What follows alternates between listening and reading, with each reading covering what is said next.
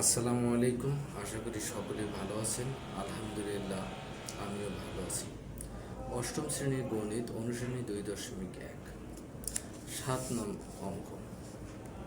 7 নং অঙ্ক কী ছিল?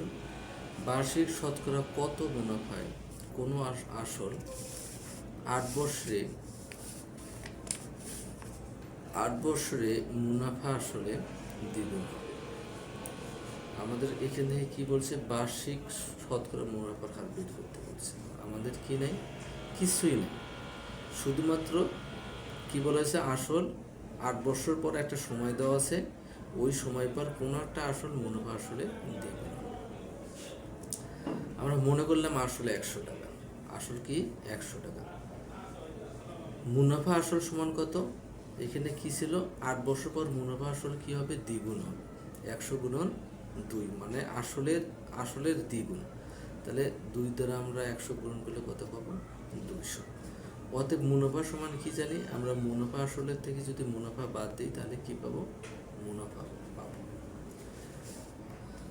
অর্থাৎ আমাদের যে আমরা আসলটা ধরে দিয়েছিলাম, ওখান থেকে যদি আমরা মুনাফা আসলের থেকে যদি আসলটা বাদ দিই তাহলে মুনাফা পাবো।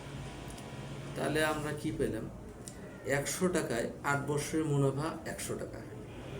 তাহলে 100 টাকায় 1 বছরের মুনাফা। শতকরা বার্ষিক মানে কি? শতকরা মানে 100, বার্ষিক মানে কি? 1 বছর। 100 টাকায় 1 বছরের মুনাফা কত হবে? কম।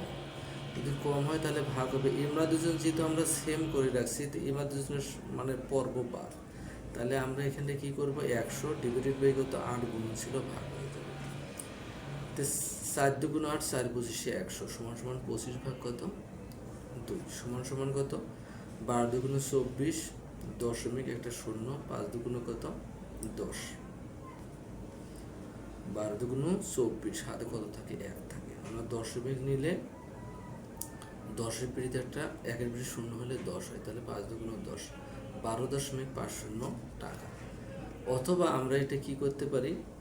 12 দুগুণ 24, 12 রাখছি, 1 যে ছিল সেই 1 উপরে নিচে কত? 2। এটা দিলে আমরা যে কোনো একটা ইউজ করতে পারি। 12.50 টাকা, এটাও ঠিক আছে।